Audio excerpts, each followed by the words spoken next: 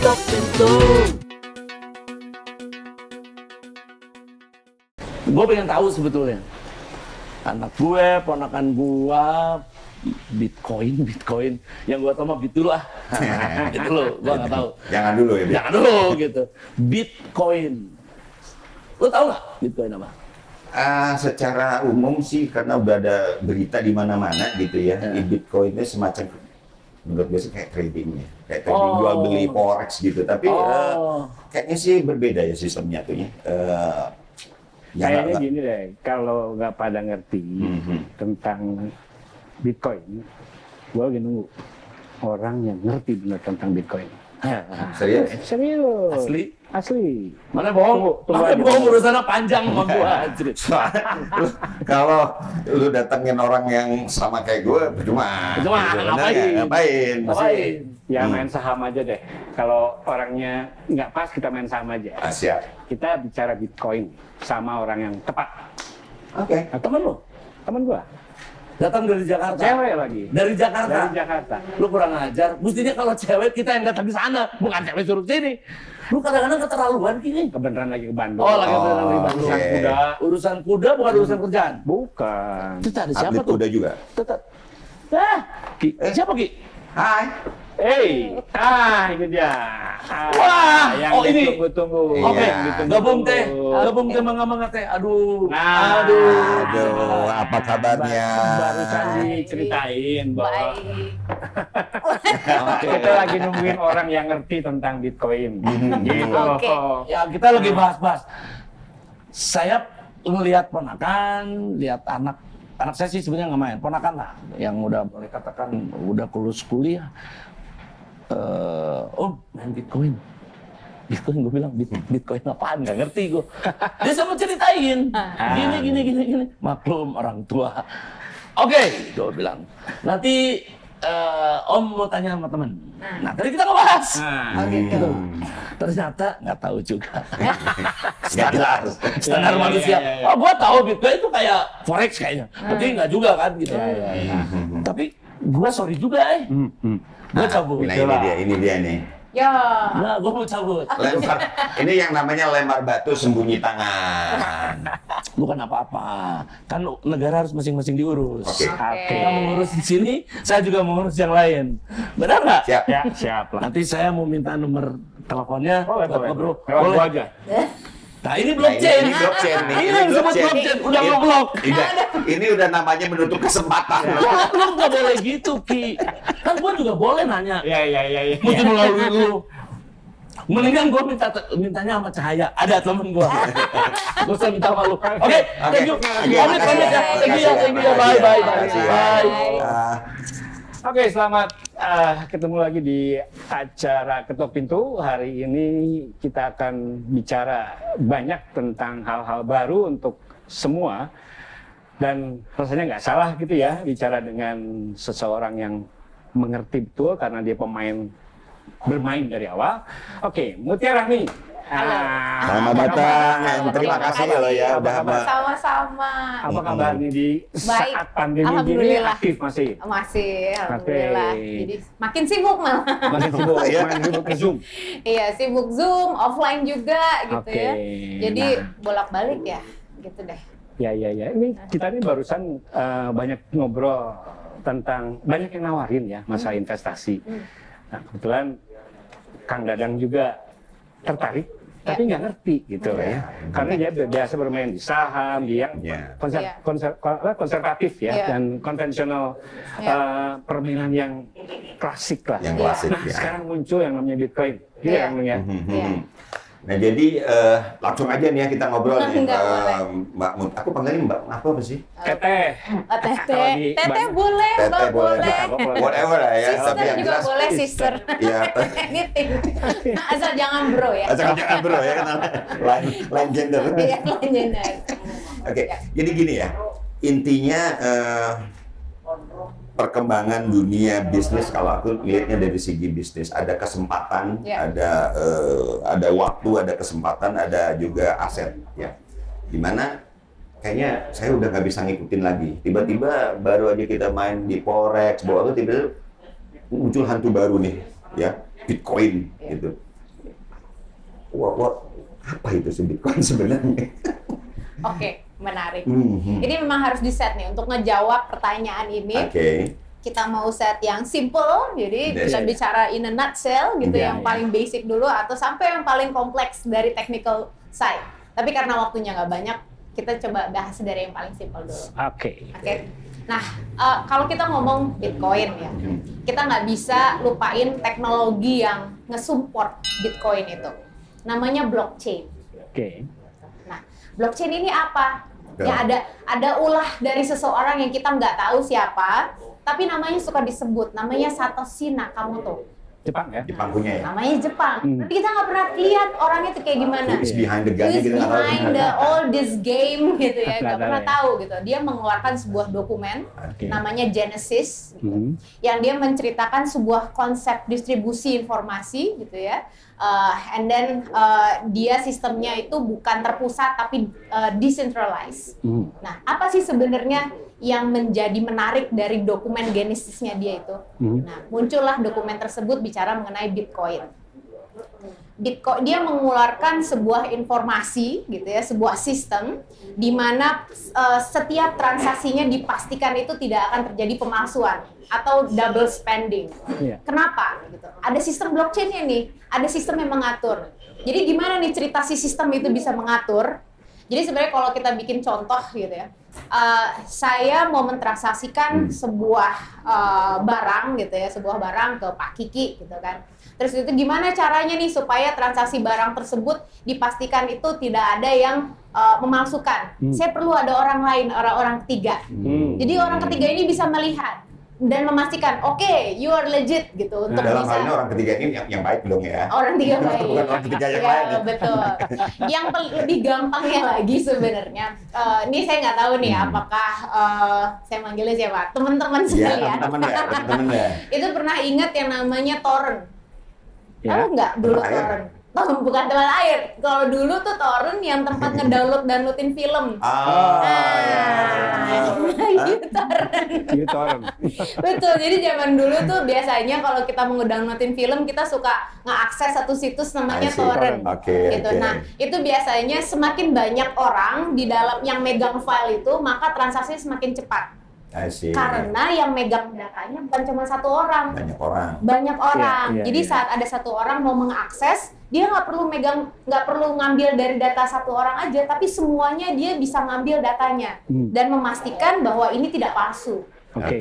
Nah, si blockchain inilah yang menjadikan si cryptocurrency Bitcoin itu menjadi powerful ya. Dia tidak bisa diretas, dia tidak bisa dipalsukan gitu. Kemudian terbuka sistemnya karena memang informasinya itu bisa diakses oleh semua orang kalau ngomongin mengenai pemindahan.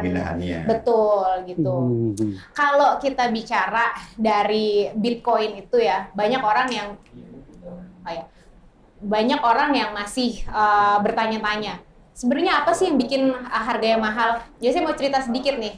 Pada saat Satoshi Nakamoto itu dia mengeluarkan dokumen Genesis, dia mengibaratkan dia mau membeli sebuah pizza yang harganya cuma $5. Terus udah gitu tiba-tiba si pizza itu dibayar pakai Bitcoin. Nah, orang itu saat dia melihat sistemnya, wah ternyata bener nih si Bitcoin ini memang bisa menjadi sebuah barang berharga saat dia mentransaksikan si pizza tersebut. Tiba-tiba ada 10 orang yang pengen ikutan untuk membeli si pizza tersebut dengan menggunakan Bitcoin.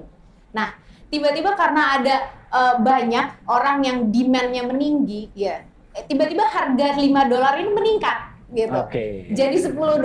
Sampai sekarang Bitcoin harganya udah bukan cuma $5 lagi. Itu karena kenapa? Karena ada proses distribusi yang memang membantu dari si jadi yang ditransaksikan adalah nilai itunya bukan terhadap barangnya? Bukan. Jadi itu yang menarik sebenarnya. Banyak orang yang bertanya-tanya gitu ya, kenapa sih kita harus percaya sama si Bitcoin ini yang underlay-nya nggak ada? Itu dia. Betul. Nah, jadi sistem blockchain inilah yang memang menjadikan value data tersebut menjadi ada harganya. Gitu. Nah, memang sulit, memang tidak semudah itu untuk meyakinkan orang banyak. Cuman pada kenyataannya saat contohnya uang aja ya, uang yang dicetak ujung-ujungnya dipalsukan juga. Iya. Ada nomor seri walaupun udah semuanya tuh dibuat, didesain gitu ya untuk sedemikian rupa, tapi tetap aja masih bisa dipalsukan. Nah, saat kita bicara mengenai digital asset gitu, kita ngomongnya digital asset, programmable asset gitu, yang sesuatu yang dapat diprogram, sesuatu yang memang dia tidak bisa dilihat tapi dipastikan sistemnya itu dapat membantu nilainya itu asli. Gitu. Nah, itulah yang pada akhirnya dipercaya oleh komunitas banyak gitu ya. Kenapa saya bilang komunitas? Karena yang namanya Bitcoin atau cryptocurrency ini tidak ada batasan regulasi negara nih. Iya. Ini yang sebenarnya mengancam gitu ya. Gitu.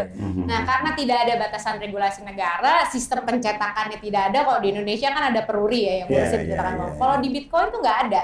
Dia mengandalkan komunitas yang memang bisa dianut oleh siapapun di dunia ini, gitu. Nah, saat semakin banyak orang yang percaya, nilainya semakin tinggi, gitu. Kita menganut pada konsep supply demand lah, gitu. Oke, wait, aku potong sedikit ya. Boleh. Jadi kan gini, dari sudut katakanlah investor mungkin ya, demikian seperti saya ingin main Bitcoin, yang terlintas itu kan saya harus dapat sesuatu gitu loh. Apakah kan tadi dari $5 jadi 50 jadi whatever jadi 500 segala macam, terus saya dapat duitnya di mana? Gitu. Someday gitu kan saya aku pengen kayak beli sesuatu gitu gue di bisnis Bitcoin deh, aku gini gue dapat duit. Nah, itu gimana sih approvalnya nih? Nah, ini kira-kira gitu. Ini yang menarik. Saat kita bicara Bitcoin itu adalah cryptocurrency ya. Memang menarik sih, ada currency-nya terakhir gitu, ada currency-nya. Currency itu kan artinya kalau bicara currency nggak hanya Bitcoin, ada yang lain. Betul banget gitu. Jadi sebenarnya kita kalau ngomong Bitcoin itu hanya salah satu produk. Ya? Ada yang lain? Banyak banget. Misalnya Ethereum. Nah, jadi ada, kalau kita ngomongin blockchain, Ethereum, betul. Tapi kalau misalkan si Bitcoin ini memang betul dia hanya bicara mengenai ledger, jadi yang ledger itu buku besar. Betul, buku besar. Jadi use case, kita ada istilahnya use case atau kasus gitu ya, yang memang disolusikan dari sistem Bitcoin ini bicara mengenai transaksi keuangan. Gitu. Nah, makanya saat orang bicara Bitcoin pasti bicaranya mengenai financial system. Gitu. Nah, kalau ngomongin bagaimana memperoleh keuntungan gitu dari bicara Bitcoin, memang simple sih, ya capital gain. Gitu. Jadi sesimpel capital gain. Jadi keuntungan yang bisa didapat adalah capital gain gitu. Capital gain, hari ini saya beli harga berapa, saat terjadi kenaikan itulah keuntungan saya. Nah capital gain ini bisa dalam kembali lagi kalau gue sih bisa jadi duit nggak sih gitu? Bisa. Pastinya bisa. Duitnya ya kebayang ya. Iya. Soalnya kan ini kan bermain elektronik gitu ya. Ini semua tangible ya. Iya, sebenarnya gini. Pada akhirnya pun untuk kita bisa masuk, kita membeli Bitcoin, kita perlu fiat, kita perlu rupiah, kita perlu dolar. Gitu. Jadi yang pertama kalau kita ngomongin digital asset, yang nggak bisa jauh-jauh adalah harus punya digital wallet. Dompetnya juga digital. Kalau kita punya digital asset, nyimpennya di mana? Nggak mungkin di dompet biasa. Harus punya digital wallet gitu. Nah, digital wallet inilah tempat bagaimana kita membeli, mentransaksikan cryptocurrency tersebut lewat rupiah, lewat dolar. Kita belinya pakai apa? Gitu. Nah, pertanyaan saya begini sekarang, kalau kita ini yang nggak mau ribet gitu ya, itu ada fund manajernya nggak? Bisa dicari nggak fund manager? Fund manager ada. Tapi memang sebenarnya sih kalau kita bicaranya nilai yang sangat kecil sih mungkin nggak perlu fund manager gitu. Yang gede ya? Betul. Mau ngadain bendungan deh. Ada yang bilang sekarang wah harganya Bitcoin udah 100 sekian juta gitu kan gitu. Saya gimana dong? Saya nggak punya duit harus beli gitu. Emang harus beli 1 Bitcoin? Kan bisa beli 0,00 juga bisa. Betul. Jadi desimalnya tuh sebenarnya saat kita punya wallet banyak. Gitu. Oh my God, I think saya pikir kalau nilainya sekarang ya tadi lah ya sebelum kita ketemu sama Mas Kiki sama Kang Nai tadi itu harga Bitcoin sekarang US dollarnya 50.000 loh ya by today ya hari ini. Terus gue pikir, gue mau ikut di situ gimana dapat duit sebanyak itu gitu. Ternyata ada levelingnya ya. Betul. Kita mau beli, yang penting pertama adalah satu download dulu digital walletnya. Kalau udah punya digital wallet, tinggal masukin deh berapa sih amount yang mau kita pakai untuk investasikan untuk kita beli si Bitcoin itu. Misalnya saya cuma punya 500.000, ya udah boleh gitu beli 500.000. Nah, cuman yang menarik kalau misalnya di Bitcoin atau di Ethereum tadi itu tuh ada fee yang harus kita bayar gitu. Fee inilah kalau kita beli Ethereum ada istilahnya namanya gas fee. Gas fee itu biasanya dipakai untuk kita bisa tahu seberapa cepat transaksi kita bisa diakomodir gitu. Jadi kalau misalnya kita beli 500.000 gitu ya, gas fee-nya bisa jadi ya mungkin 30%-nya gitu. Nah, itu yang mungkin ya itu yang harus kita pertimbangkan gitu. Kalau kita mau beli Ethereum atau nama kriptonya Ether. Nah, sama juga sebenarnya kalau di Bitcoin ini bukan kayak kita ke bank terus kita cash out ya. Ada orang, ada tellernya gitu ya. Ini proses bidding juga gitu sama. Jadi saat kita naruh di harga sekian ada yang mau beli nggak? Gitu. Nah ini agak kesamaan dengan sahamnya adalah seperti itu. Gitu. Jadi saat saya mau menjual, saya udah beli Bitcoin, saya punya 0,2 Bitcoin misalkan, terus saya mau jual 0,05 gitu Bitcoin. Di harga berapa? Misalnya di harga 50.000 gitu kan, saya taruh aja 50.000. Ada yang mau beli nggak? Gitu. Nah saat ada yang mau beli, itulah duit yang bisa saya terima. Gitu. Nah pertanyaannya gini, kita kan orang-orang yang konservatif ya, selalu bicara resiko lah. Nah, pertanyaannya sebenarnya kalau bicara gain gitu ya, high gain, high risk, resikonya gede nggak sih main di Bitcoin untuk plus misalnya ya? Jadi tambahannya mungkinnya gini. Sorry, aku compare dengan forex ataupun trading kan itu ada semacam analisis yang memang sudah open di market gitu. Ini ada kebijakan politis, kebijakan ekonomi dan segala macam ya. Kita bisa memprediksi ini bakal naik, bakal turun, gitu ya. Bisa dibaca. Nah kalau ini gimana caranya? Sebenarnya mirip ya, hanya yang menarik gitu di dalam ekosistem cryptocurrency ini. Kita pun juga masuk ke dalam exchange yang aturannya itu tidak diatur oleh negara manapun. Gitu. Jadi saat nggak ada batas atas, batas bawah tuh nggak ada. Gitu. Terus 24 jam, kan kalau di saham kan ada waktunya dia buka jam berapa, jam berapa. Kalau itu nggak 24 jam. Jadi sebisa mungkin kita mantengin terus. Nah ini yang mungkin kaitannya sama penggunaan media yang memang untuk itu, yang mining itu ya. Sehingga dia nyedot banyak energi. Nah, itu problem tuh. Mining cerita lainnya beda lagi. Loncat. Ini aja dulu, ini belum selesai nih. Tapi kita bicara resiko sebenarnya sama ya. Ada yang lagi tuh pernah nanya sama saya, kalau kita main Bitcoin sama aja kayak judi nggak sih? Correct. Pertanyaan kayak gitu. Sebenarnya simple. In our daily activities gitu ya. Kita sebenarnya memprediksikan sesuatu nggak? Are we gambling? Waktu kita mau nyebrang, are we gambling? Nyebrang atau nggak? Nengok kanan, kiri? Iya. Kita mau milih, kita gambling nggak? Jawabannya kan iya. But the difference in this part adalah informations behind of it. Apakah kita mencari informasi mengenai kualitas dari produk yang akan kita beli atau investasi yang akan kita lakukan? Kita mencari informasi nggak? If we're totally blind about it, then yes, you actually a gambler then. Gitu. Tapi kalau kita misalnya contohnya ada satu koin namanya Doge. Salah satu orang yang membawa pengaruh terhadap kenaikan dan penurunan Doge adalah Elon Musk. Everybody know Elon Musk gitu. Jadi saat dia bilang, oke, saya akan melakukan saya akan membeli koin Doge karena saya mau membuat satu satelit di antariksa mana. Tiba-tiba harganya naik. Gitu. Jadi di dalam exchange sendiri sebenarnya kita harus aktif di komunitas, aktif di berita, aktif di informasi apa yang sedang terjadi gitu. Nggak bisa kita sebagai spekulator 100% begitu. Back, just a second. Tadi seperti ada statement ya dari statement yang mempengaruhi ekonomi. Nah itu maksud saya mengeksplornya berita itu di mana kan sometimes tidak muncul gitu loh di situs mana di web tiba-tiba ada hanya omongan gini deh dari tiba-tiba padahal besok mau naik loh itu mau investasi gitu kan. How can I believe gitu? Bagaimana saya bisa percaya dengan omongan seseorang? Nah, itu gimana? Menarik. Jadi biasanya project owner itu sebelum mereka menerbitkan koinnya, mereka punya dokumen namanya white paper. Oke. Ini yang menarik, white paper. Jadi bagaimana proses koin itu bisa diterbitkan?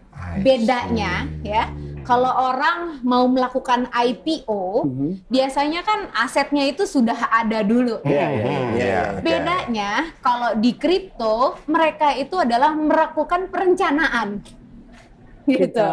Jadi mereka melakukan perencanaan, mereka memvaluasikan bisnisnya mereka tuangkan di dalam white paper, mereka rilis di publik, kemudian mereka terbitkan uangnya. If you are a believers, then you will buy my coin.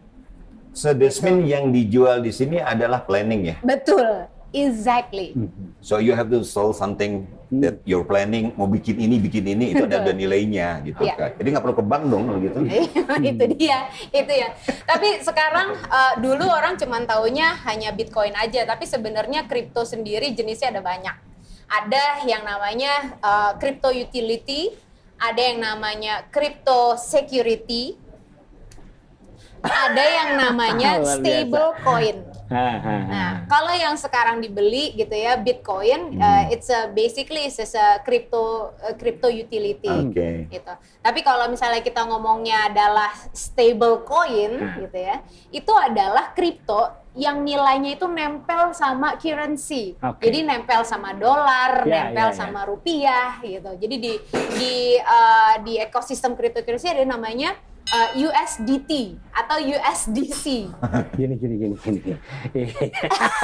Can you tell me dalam bahasa Indonesia? Gini, atau gue potong. Jadi ini kayaknya kalau masalah yang lebih teknis, kita bicaranya nanti, Pak. Kita curik aja. Nggak waktunya nih, mau nggak dia masalahnya. Gini, sekarang dari penjelasan tadi ya, saya rasa cukup jelas bahwa memang kita bisa investasi di Bitcoin. Ya, yang tadi masalah nanti yang akan saya berikan pesan itu dari Mutia itu, anak muda nih banyak yang main gitu, di situ. Kira-kira bekal apa yang tips apa dari Mutia untuk anak-anak muda yang mau main Bitcoin?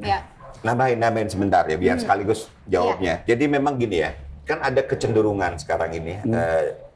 So I can say that young generation, generasi milenial dan segala macam, mereka kan berbeda dengan generasi mungkin it was me ya. Kita generasi mereka punya ada kesempatan berbisnis, melakukan sesuatu, mendapatkan sesuatu ya.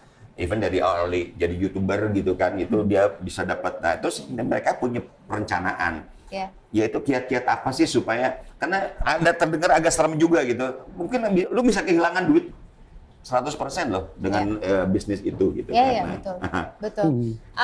Memang ini kenapa ya banyak digandrungi sama anak-anak millennials gitu ya, anak baru nih gitu. Bahkan yang mereka nggak pernah main forex tiba-tiba langsung beli ini gitu kan. Ada resikonya lebih tinggi nih. Betul gitu kan. Resiko tinggi, keuntungannya juga besar. Iya, pasti. Gitu. Mereka tuh somehow gitu ya. Bayangin aja kalau ada satu koin tadi tuh yang diterbitin gitu. Itu kenaikannya bisa sampai 200 kali lipat. Betul.